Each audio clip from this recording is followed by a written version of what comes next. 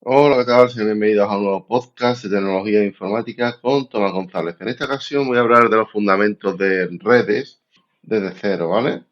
Así voy a explicar más o menos cómo funcionan las redes en plan introducción, sin importar si eres programador o administrador de sistemas, especialista en ciberseguridad o simplemente eres autodidacta. ¿Por qué es tan importante aprender redes?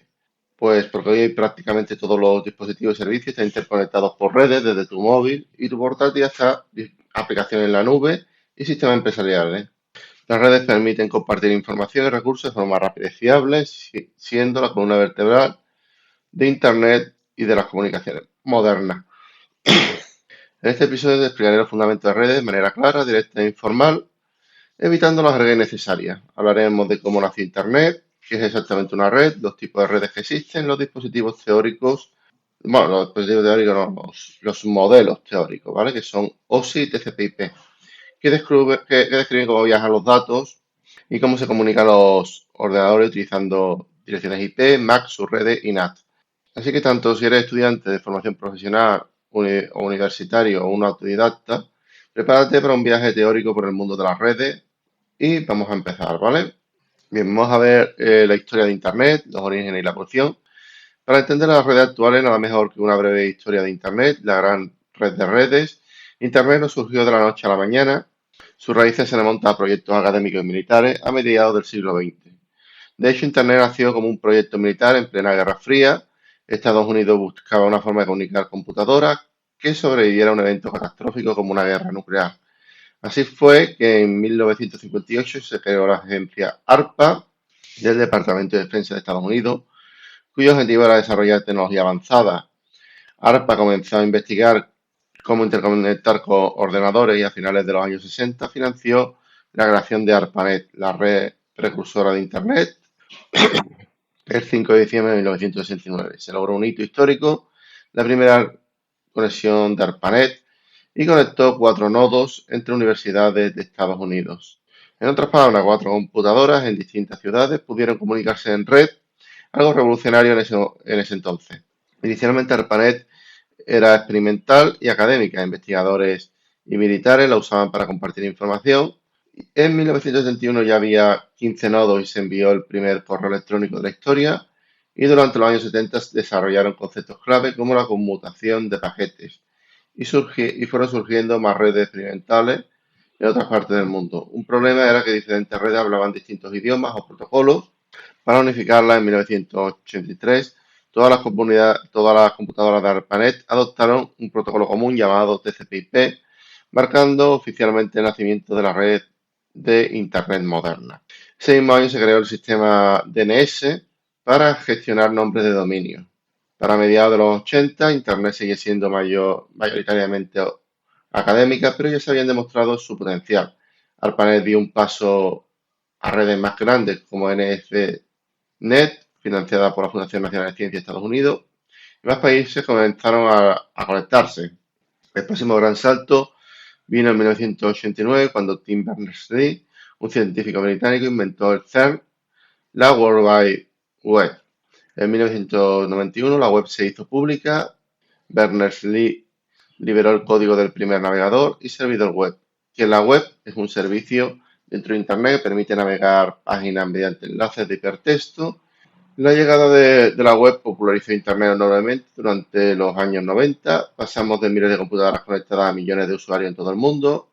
Aparecieron los primeros navegadores gráficos, los motores de búsqueda, el correo electrónico se masificó y fueron surgiendo las primeras tiendas en línea.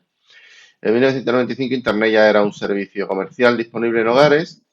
Para finales de los 90 hablar de la red de redes se volvió común e Internet transformó la economía. Hoy en día Internet conecta miles de millones de dispositivos, no solo ordenadores, sino móviles, servidores, televisores, coches y un sinfín de aparatos. Pero nunca está de más recordar sus orígenes humildes de una red con 4 ordenadores en los 60, creada con fines militares y académicos, evolucionó hasta la Internet global que conocemos gracias a numerosos hitos tecnológicos en protocolo, infraestructura y por supuesto la invención de la web. Bien, vamos a hablar de qué es una red y qué tipos existen. Una red informática es un conjunto de dispositivos interconectados entre sí que intercambian información y comparten recursos. Estos dispositivos pueden ser ordenadores, teléfonos, servidores, impresoras, etcétera, y la conexión puede ser mediante cables o inalámbrica. Cuando dos o más equipos están conectados para comunicarse, ya podemos decir que tenemos una red. El objetivo principal de una red es compartir datos de forma confiable y segura y recursos, optimizando recursos, por ejemplo, en una oficina, en lugar de tener una impresora por cada ordenador, todos los ordenadores pueden compartir una misma impresora a través de la red. Existen diferentes tamaños o alcances de red y a cada uno le damos un nombre. Los tres tipos principales que debes conocer son PAN, LAN y WAN. PAN, Personal Area Network, red de área personal, la red más pequeña, la que abarca los dispositivos de un solo individuo. Por ejemplo, si conectas tu teléfono con tu portátil mediante Bluetooth o sincronizas tu smartwatch con tu móvil. Está formando una mini red personal. Suele cubrir solo unos metros alrededor de una persona. LAN, Local Area Network o red de área local, es una red de alcance local, típicamente dentro de un mismo edificio, casa u oficina. Tu red doméstica con el router Wi-Fi o la red de la sala de informática de tu escuela son ejemplos de LAN. En una LAN los dispositivos se conectan para intercambiar datos dentro de ese ámbito reducido. Suelen ser rápidas y privadas, no accesibles directamente desde afuera sin pasar por un router. WAN, que suele ser Wide Area Network o red de área amplia, abarca áreas geográficas grandes conectando múltiples LAN entre sí. Podría ser a nivel de global. Internet es el ejemplo más grande, conecta grandes redes de todo el mundo utilizando enlaces de larga distancia. ¿Vale? Existe otra entre el WAN y el LAN que es el MAN, ¿vale? Metropolitan Area Network, ¿vale? ¿Qué quiere decir? Pues son las típicas redes que conectan las diferentes ciudades, como puede ser, pues, a día de hoy no existe, pero antiguamente había, por ejemplo, en mi ciudad había zonas donde no llegaba la antena. ¿Por qué? Porque son zonas que el ayuntamiento había prohibido por el tema de ecologismo, poner antenas y por aparte había una iglesia ahí en medio, entonces tampoco se podía hacer muchas cosas ahí para obtener buena señal de televisión. Entonces lo que hacía muchas compañías de mi ciudad lo que hacía era vender unos aparatos, ¿vale? Muchas, creo que se llamaba Teleisla o Isla TV, no me acuerdo muy bien el nombre, pero tú ibas a la empresa, contratabas el servicio y iba por cable telefónico, creo recordar, algo de eso era, ¿vale? Eso era una red más. También, además de por tamaño, podemos clasificar las redes según el medio de conexión, por ejemplo, las redes cableadas y las redes inalámbricas. Muchas más está hoy en día combinando ambos medios y dispositivos de red principales para formar y gestionar redes. Utilizamos ciertos dispositivos especializados. Los más importantes a nivel básico son routers, switches y puntos de acceso. Cada uno tiene un rol diferente. El router es como el director de orquesta de la red. Se encarga de enrutar paquetes, de elegir de que esos paquetes vayan por internet por la red más corta de tiempo y recursos. Luego estaría el switch, que es, digamos, como una especie de múltiples conectores de internet, ¿vale? De RJ45, se llama así el conector. Luego estarían los puntos de acceso cuando tú te conectas a internet, ¿vale?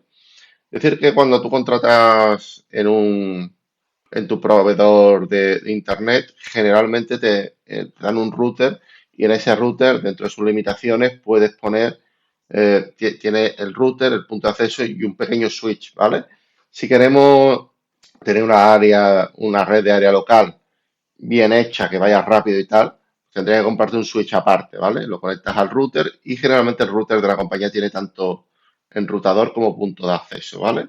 Bien, vamos a ir por los dos modelos teóricos principales, que son el modelo OSI y el modelo TCP/IP. Cuando hablamos de cómo funciona una red, a veces puede ser complicado visualizar todo el proceso de comunicación. Por suerte existen modelos de referencia que organizan la comunicación en capas, cada una con funciones específicas. Los dos modelos más conocidos son el modelo OSI y el modelo TCP/IP. Vamos a explicarlo de forma sencilla. El modelo OSI es un modelo teórico de 7 capas desarrollado por la ISO a finales de los 70.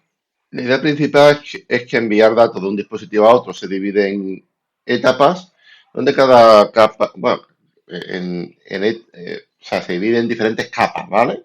Diferentes capas, donde cada capa agrega un valor o algo de información y cumple una función. De manera que la capa superior se apoya en la inferior y así sucesivamente. Las capas del modelo OSI son física, enlace de datos, red, transporte, sesión, presentación y aplicación. Las capas 1 y 2, las capas física y de enlace, abarcan todo lo relacionado con la conexión física y la entrega local de datos. La capa física es el nivel de bits y señal eléctrica u óptica, cables, ondas de radio, conectores, portas, etcétera. La capa de enlace de datos se encarga de la comunicación de nodo a nodo dentro de una misma red local, empaquetando bits en tramas y usando direcciones físicas para entregar esas tramas en el dispositivo local correcto. La capa 3, la de red, se encarga de enrutar paquetes a través de múltiples redes. Aquí vive el protocolo IP. Esta capa toma los datos de transporte y les agrega las direcciones IP de origen y destino de forma de paquetes. Su misión es que esos paquetes lleguen a la red correcta donde está el destinatario, saltando los routers si es necesario. Básicamente, la capa de red es la que entiende la topología global, sabe moverse de una LAN a otra mediante los routers. La capa 4 de transporte asegura una comunicación fiable extremo a extremo entre el dispositivo origen y el destino. Los principales protocolos aquí son TCP y UDP. Esta capa se encarga de fragmentar los datos en porciones manejables, de controlar errores y reenvíos y ordenar el segmento de destino según el protocolo usado. Si piensas en una conversación telefónica, la capa de transporte es como asegurar que escuchas todo y en orden o pedir si algo no se oyó. Las capas 5, 6 y 7, la de sesión, presentación y aplicación, son las capas superiores, más cercanas al usuario y al software de la aplicación. La capa de sesión administra sesiones o conexiones entre aplicaciones, apertura, mantenimiento y cierre de sesiones. La capa de presentación se encarga del formato de los datos. Por ejemplo, si dos sistemas tienen diferentes convenciones de representación, esta capa asegura que los datos que envía la aplicación de un lado sean interpretables por la del otro. Se ocupa de cosas como cifrado y descifrado, conversión de ASCII a Unicode, comprimir y descomprimir datos, etc. Para presentar los datos de forma entendible, finalmente la capa de aplicación es la que interactúa con el software de aplicación del usuario y define los protocolos de alto nivel con los de las aplicaciones de comunicación, por ejemplo, HTTP, FTP, SMTP y MAP son los protocolos de capa de aplicación. Es importante aclarar que la capa de aplicación en OSI no es la aplicación en sí, sino las reglas que ésta sigue para comunicarse a través de la red. El modelo OSI es muy útil para aprender por qué separa conceptualmente cada aspecto de la comunicación en una capa distinta. Sin embargo, en la implementación práctica diaria, Internet no sigue exactamente OSI, sino el modelo simplificado TCP/IP. El modelo TCP/IP, este modelo se desarrolló en paralelo y se consolidó con la propia Internet. Tiene 4 capas que básicamente corresponden a una agrupación de las 7 OSI. Esta es la capa de enlace, Internet, transporte y aplicación. A veces se desglosa la de enlace en dos, que son enlace y física, ¿vale? Llegando a 5 capas, pero la idea general es la misma. ¿Qué diferencia hay con OSI? Principalmente que TCP/IP combina algunas capas de OSI. Por ejemplo, OSI tenía presentación y sesión separadas.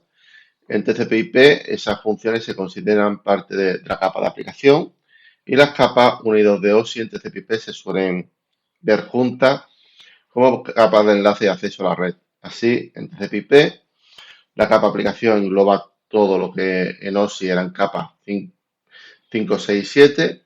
Aquí residen protocolos como HTTP, DNS, SMTP.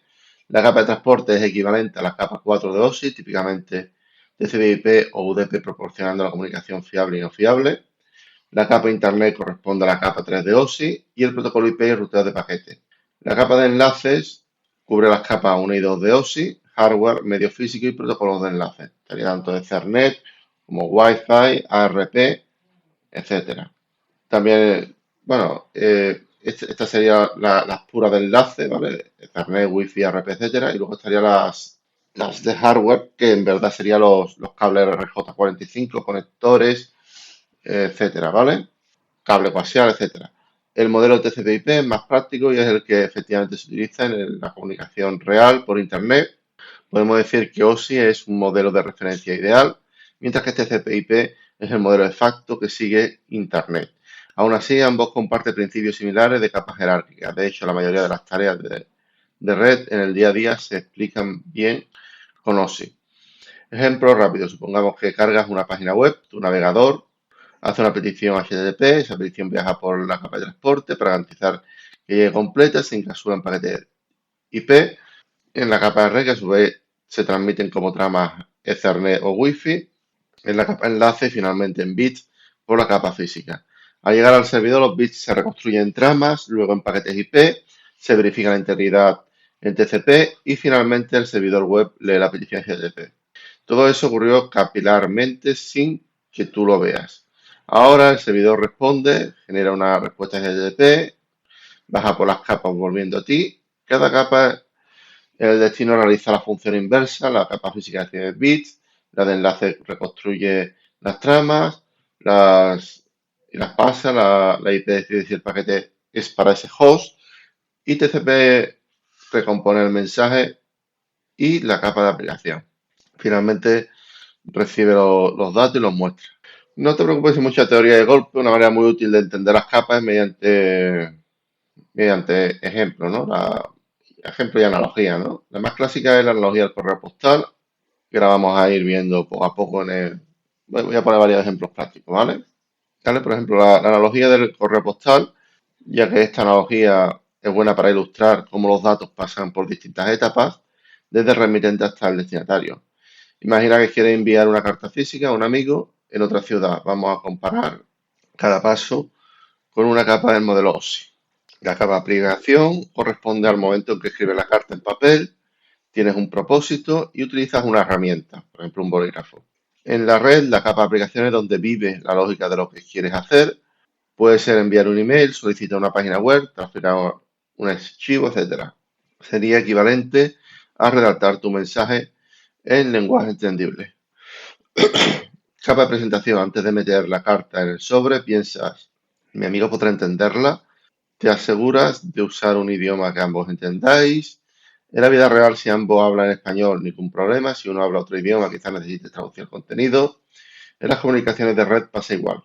La capa de presentación se asegura de que el formato de datos sea entendible por el receptor. Esto incluye convertir caracteres, cifrar o descifrar el mensaje si fuese necesario. En nuestra analogía, escribir la carta en español y que sea legible es parte de esta etapa. Luego estaría la capa de sesión, la 5, cuando envía una carta a veces puede requerir cierto contexto o sesión previa. Por ejemplo, imagina que la carta es para escribirte en un club, quizás necesites que antes solicitar un formulario, debe incluir un número de miembros. En términos de red, la capa de sesión establece y mantiene y termina la sesión de comunicación. En comunicaciones cotidianas por correo la sesión no es muy evidente, pero en comunicaciones informáticas podríamos pensar en esta capa como esa conversación estructurada, quien inicia, cómo se autentica, cuántos mensajes van y vienen, siguiendo la analogía propuesta en algunos textos. Imagina que en un club requiere que la primera carta incluya ciertos datos de afiliación y en la siguiente ya no. Este intercambio estructurado se parece a lo que haría la capa de sesión en una comunicación persistente. Luego estaría la capa de transporte, siguiendo con la carta, supongo que escribiste mucho contenido, por ejemplo 50 páginas, pero el servicio de correo te dice que no puedes meter más de 5 páginas por sobre.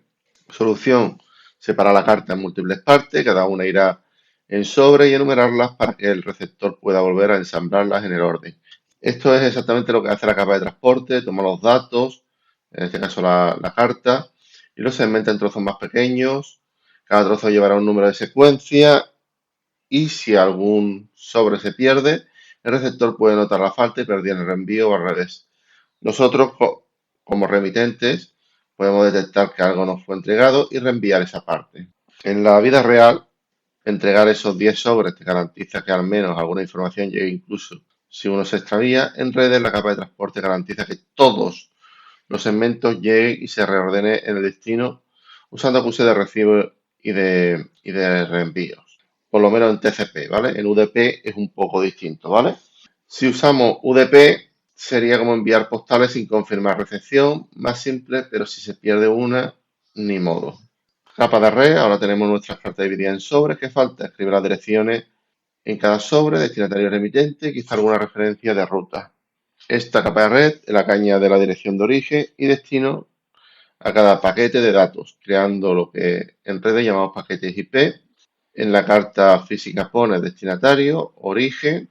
Sin embargo, en Internet pone la dirección IP y el socket, ¿no? El puerto. En cada paquete esto hace que el sistema postal sepa dónde encaminarla cada sobre. Tras este paso, nuestros segmentos se han convertido en paquetes IP. Siguiendo la analogía, tenemos 5 sobres, no, 10 sobres, perdón, 10 sobres, sí, porque son 50 páginas dividido entre 5, son 10 sobres, cada uno con la misma dirección, destino y nuestro remitente. Capa de enlace de datos, imagina que nuestras cartas llegan a la ciudad de destino y allí la oficina de correo central la recibe, pero para distribuirla localmente usa otro esquema. Por ejemplo, mira el código postal o la oficina de barrio correspondiente.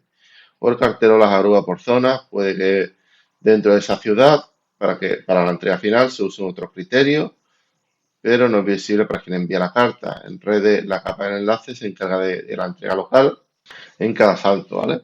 Aquí tiene que ver con las direcciones MAC parcialmente, ya que cuando un paquete IP llega a tu router, este encapsula la trama de enlace con la MAC de destino correspondiente a la red siguiente, ¿vale? Finalmente, ¿cómo viajan físicamente esas cartas? Pues pueden ser en camión, por carretera, en avión, etcétera, ¿no? Las rutas físicas concretas no le importa al usuario mientras que lleguen, pero son fundamentales para el transporte. En la capa física de las redes hablamos de bits circulando por medios materiales, puede ser la señal eléctrica por cables de cobre, señales de luz por fibra óptica o ondas de radio por aire, ¿no? Que puede ser el Wi-Fi o el 4G. La capa física es el medio real por donde viajan los datos binarios. Siguiendo la analogía, esta capa es la infraestructura de transporte, los cables serían carreteras y autopistas por donde circulan nuestras cartas. Cada bit es como un vehículo llevando una parte de la carta. En esta capa ya no importa direcciones ni contenido, solo la transmisión de señales.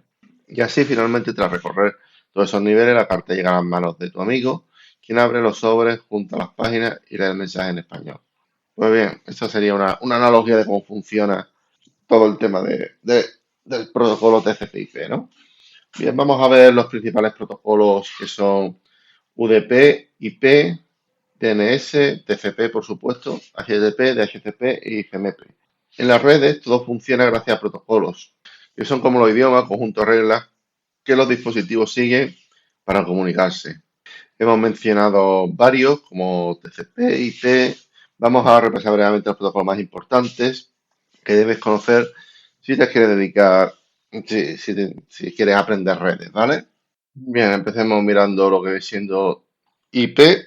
IP es Internet Protocol, es un protocolo de capear red. Su función principal es direccionar y enrutar datos para que se puedan viajar por la red y llegar al destino correcto. IP define el formato de los paquetes y el esquema de direcciones IP. Cada dispositivo en Internet tiene su propia dirección IP única, al igual que cada casa tiene su dirección postal única. Cuando envías datos, IP adjunta al paquete de dirección IP destino. Es como escribir en el sobre quién va dirigido. Los routers leen esas direcciones de destino y encaminan el paquete por la red global hasta el dispositivo de esa dirección IP. Hay dos versiones principales de dirección IP, la dirección IPv4 de 32 bits y la dirección IPv6 más nueva de 128 bits de notación hexadecimal. ¿Vale? Luego estaría, ¿vale? Ahora vamos a ver el protocolo TCP. Esta es la capa de transporte. TCP es uno de los protocolos más importantes. TCP se encarga de la comunicación sea confiable. Cuando usas TCP estableces una conexión entre emisor y receptor. Antes de enviar los datos, una vez conectados, TCP toma los datos de la aplicación, los fragmenta en segmentos y se asegura de que todos esos segmentos lleguen a destino completos y en orden.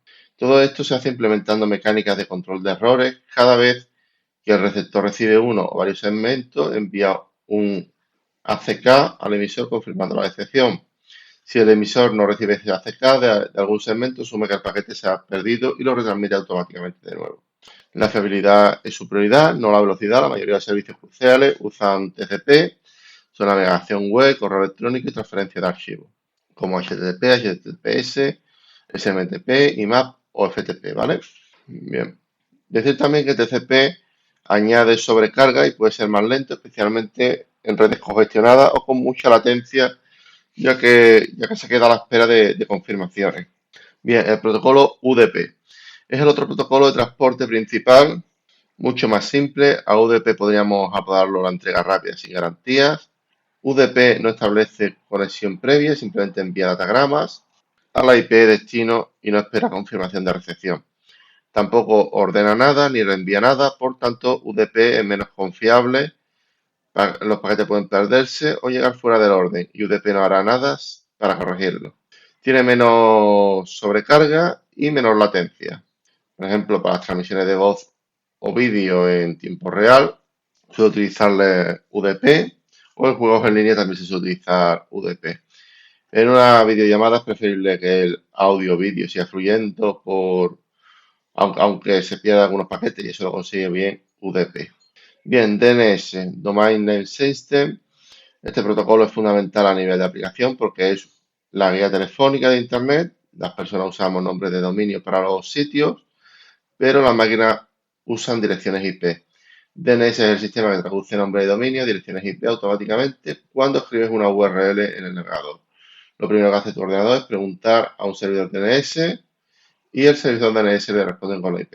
Sin DNS tendremos que memorizar las direcciones IP o ponerlo, diremos, en host, ¿vale? Ponerlo en host, no, como era en hostname, ¿vale? Tendremos que ponerlo tendremos que ponerlo sin DNS, tendremos que memorizarlo todo el tema de las DNS paso a paso, ¿vale?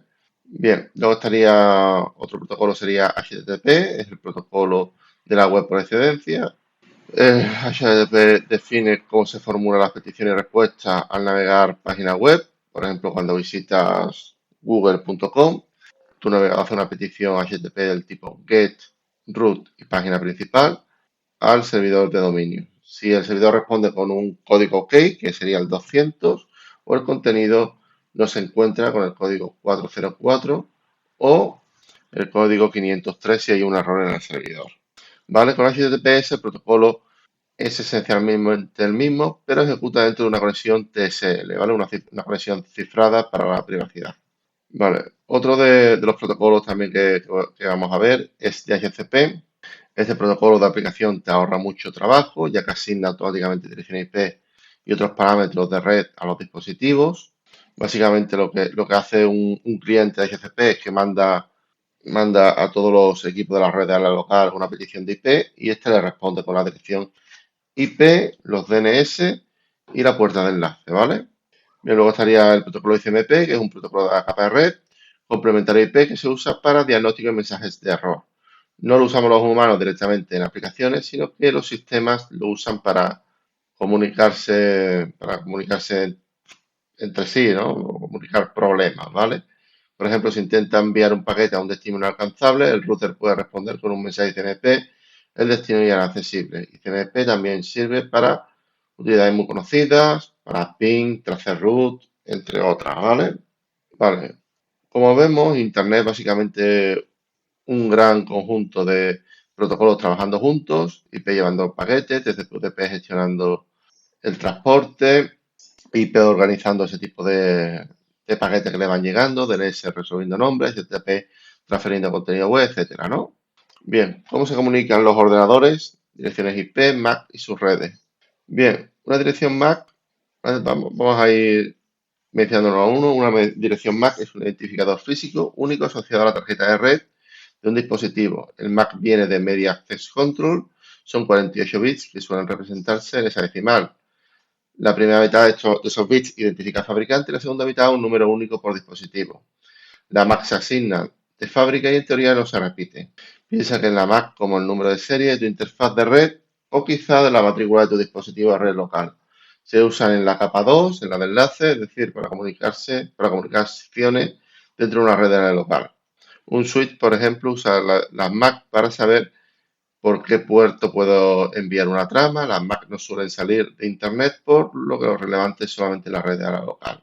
Una dirección IP, en cambio, es un identificador lógico asignado por un dispositivo a una red que usa IP. Puede cambiar dependiendo de la red que te conectes y se configura por software. La IP funciona en la capa 3 de red y sirve para direccionar paquetes a través de distintas redes. Si la MAC es como una matrícula, la IP es como la dirección postal donde estás temporalmente. Las IPs permiten el enrutamiento global, las MAC no. En términos de comunicación, cuando un equipo quiere enviar datos a otro, primero necesita saber su IP.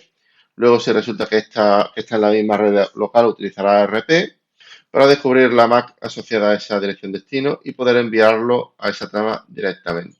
Bien, ahora vamos a ver lo que es una NAT. Una NAT es una tecnología que permitió que Internet creciera a pesar de la escasez de dirección IPv4. Básicamente, todo el mundo tenemos en casa un dispositivo NAT, que básicamente nosotros tenemos ese dispositivo, y en la red local, en nuestra red local tenemos varios ordenadores, móviles, etcétera. Pues en vez de tener cada uno una dirección Internet determinada, pues todos tenemos una dirección IP común que está dentro de la NAT y, digamos, cuando recibimos un paquete, digamos, cuando lo recibe el router lo manda a la dirección IP dentro de nuestra red local que sea necesaria.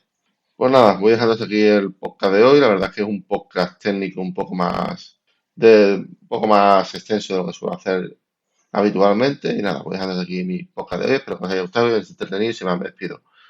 Un saludo, hasta la próxima. Chao.